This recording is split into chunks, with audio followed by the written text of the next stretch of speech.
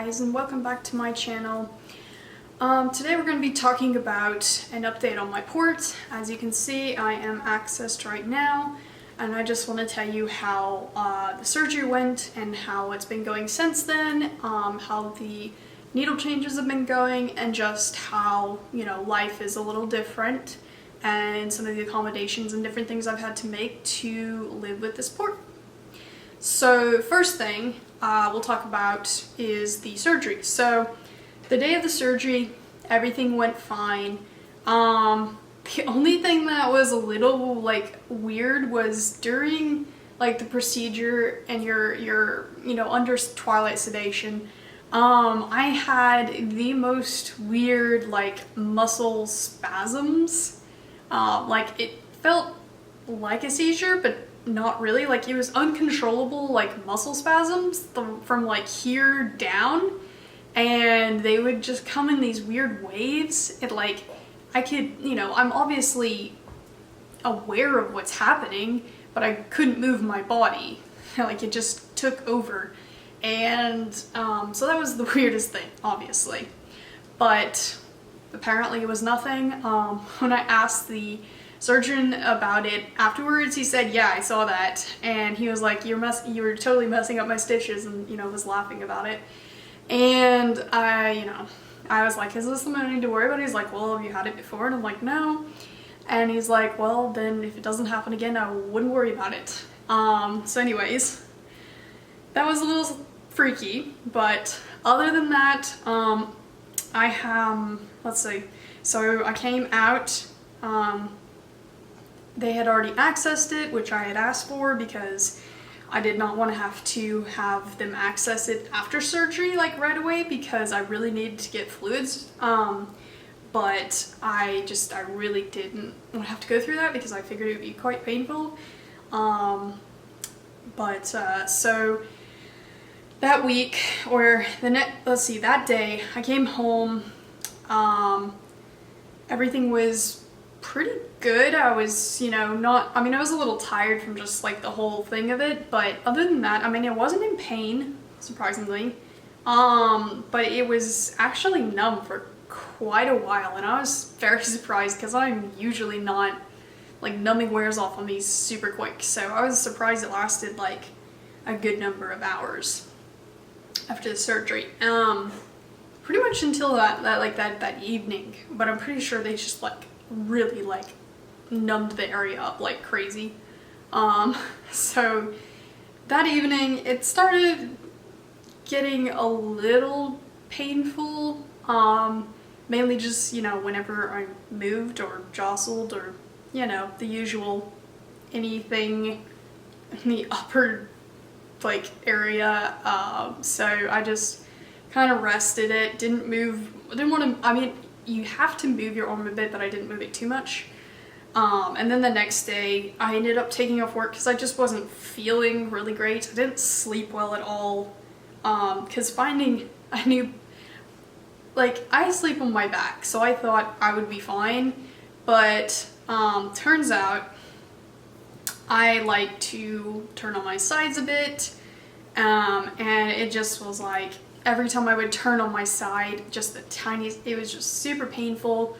I couldn't, even in my back, I couldn't find a spot to really sleep so well, so I ended up taking the next day off, because I was just exhausted, and it was really painful, and I was not in a good mood, because of the pain and just everything, and so that day was a little harsh. The following days were much better, until the day of the needle change. So I think it was Friday, no, it was the next Monday that I had my first needle change after the surgery, so it was a little less than a week afterward, little less than a week.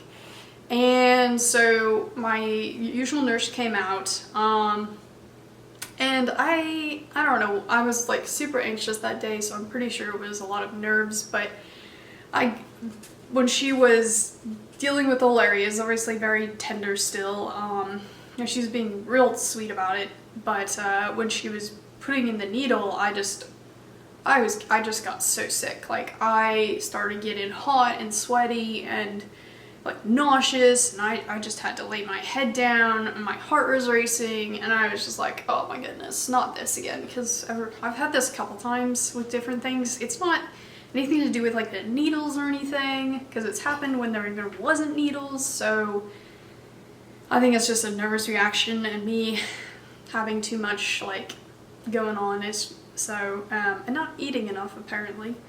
That never helps anything, but so anyways, the first one did not go very well.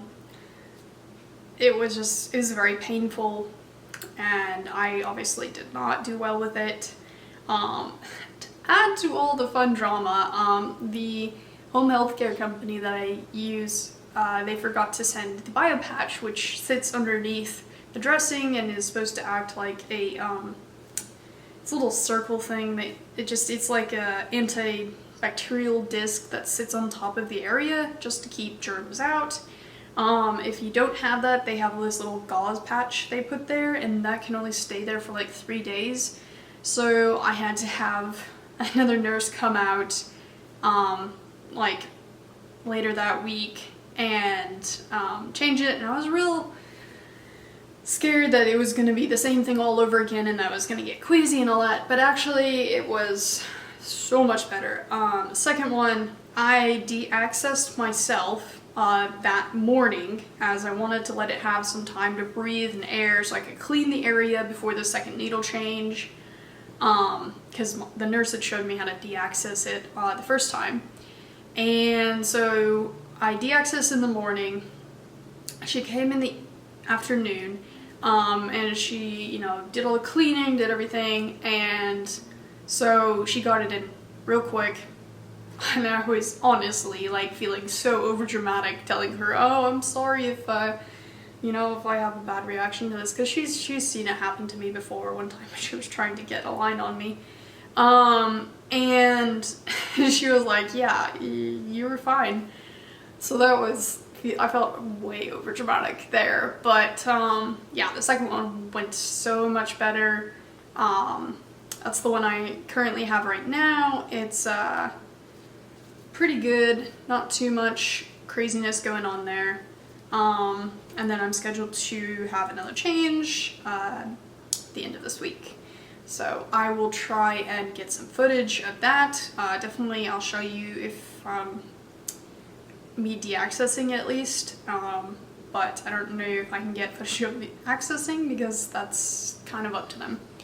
But anyways, so I wanted to share some like life changes, not life changes, but like changes that I've had to make dealing with this, because obviously, as you can see, it's kind of like right here all the time. And so you can see I'm wearing a v-neck. That's one of the big things. It's not that I can't wear like a shirt up to here, it's just more comfortable to wear a shirt or a v-neck, and zip-up jackets are really great too, because this hangs out and it's just in the way. I actually have the line facing sideways. The first one I had was facing down, and so that was like right here, and then every time I'd have to like flip it up here, and that was like so annoying because it would sit right underneath like the bra line and just rub there, and it was really annoying. So I asked them to turn it sideways, and that was so much better. So that has been really great to have it sideways like that. And then, so yeah, lots of v-necks, lots of zip-up jackets. I definitely still wear like the circle, whatever you call those t-shirts. But let me see if I can show you this a little closer. So you can see there's dressing around it, there's the needle, there's the bio patch behind there, it's the tubing that comes off of it, and then you can see this here, and I don't know if you can see that, but I can feel the line right here, and then that's the other incision site where they did a little nick. It's still healing, it's still got the stitches there, and that's where the line goes down. And then, I don't know if you could see that or not, but it's like right there.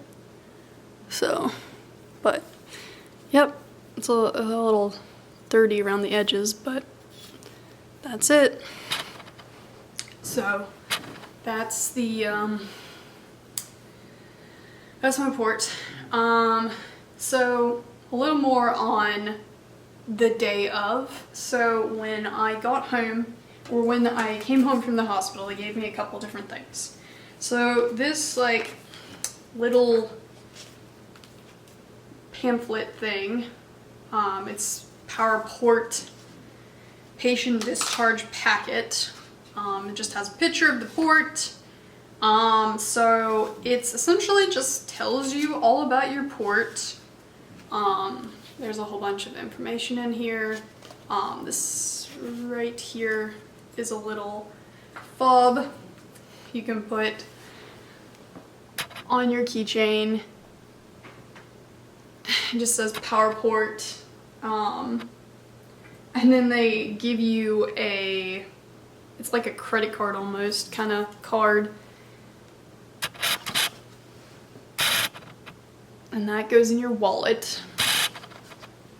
And then even a fancy little rubber wrist bracelet thing that you can wear that says port. If you really want some wearable like stuff that tells people. So anyways, they gave me that whole packet there. And obviously, you know, directions for the next couple days and all of that kind of stuff. So the next biggest thing that I had to deal with was, just like when I had my midlines, was showering. How do you shower? Because with my midlines, it was really easy because I could just wrap it in like press and seal wrap, and it was essentially pretty cool that way. But this is a little harder to deal with that. So anyways, obviously they've had people do this before. So they have these aqua guards. So they're just these plastic little sheets, and then there's these little tabs in the back with stickies, and you just literally stick it onto yourself, and it seals that area. This one is obviously pretty big. This was the ones I came home from the hospital with so that it would cover, as I had steri strips on the site up here, and then obviously on the one down there. I do have a picture that I'll insert here about of when I first de-accessed it and what it looked like, but I had to cover both the incision sites so this one fit better. I'm getting some new ones that are going to be smaller than this, and they'll just cover the port area because this whole thing is like too much. So I usually end up like folding it like this so I can get as much smaller area so I can get cleaner that way. So that's how I shower. And then it's not any different getting infusions with this because it's literally the same as like any type of line. You plug in your extension or your tubing, goes through your pump, goes, you know, same thing. The only thing that's different is every time that I use it, I have to check for blood return, and if there's no blood return, I can't use it. And you have to figure out, you know, are you gonna de-access or you're gonna try to fix it, but I haven't had that problem yet, so I can't really talk about that yet, I guess. But yeah, you just have to check for blood return every time. If you don't use it, you have to flush it every day that it's accessed. If it's not accessed, you have to flush it once a month. But I am 24/7 accessed right now, so I pretty much just either use it every day or flush it every day. And so the needles that I actually get come in this package here. It's a 20 gauge. This is 1 inch, but actually I used 3/4 because in the beginning we didn't know what size would work, so we had both just in case, so ended up using the 3/4 inch, which is shorter, which is awesome because I would prefer not to have a long needle in my chest. But anyways, yeah, those are the needles. And it comes with a little bit of tubing is what you see, this much off of it. And essentially you just put a shit in there, and you like have to feel around the edges and then find the center and then push it in there and then check for blood return. If you get blood return, you're good for the dressing on. Yeah, so that's how all of that works. And then let's see, I'm trying to think of anything else. I haven't had any problems with it yet. It's just a couple like adjustments. Was like I had trouble sleeping like the first week because it was just weird getting used to like having this there, and like a little bit of soreness obviously, but now that I'm used to it, I've been sleeping much better. It's not painful really anymore. The only pain is like literally when it goes in, and that's pretty much it. I did try to find some numbing cream to put on the site to numb it up, but yeah, the numbing cream did not even numb me, so that was kind of disappointing. Yeah, my mom, so she was trying to find some numbing cream for me, and we went to the store, and there just wasn't any. Like we tried a couple different ones, and like I put it like right here and waited like 30 minutes or more, and yeah, there's just nothing ever got numb at all. So anyways, I'm talking to my doctor about a prescription one, but I don't think it's gonna have any more effect because the percentage of lidocaine is even less than the ones I already had, so I don't see how it could be any better. But if you guys have any suggestions as to that, numbing cream wise, or anything that I could do that make this, you know, when I have to actually access it a little better, let me know down in the comments below. I will be talking in probably in another video about, I said, you know, I wanted to talk about why I needed a port, how we got to that point, all of that. So look for that video coming soon. And remember to like and subscribe, because you just want to see so much more of me. Not really, but anyways, you know, I do want to help you guys out, so I'm going to be posting some more service dog training videos hopefully here soon, because I really need to get back to working with my new service dog prospect, Snoopy, so hopefully I'll have some of those videos coming soon.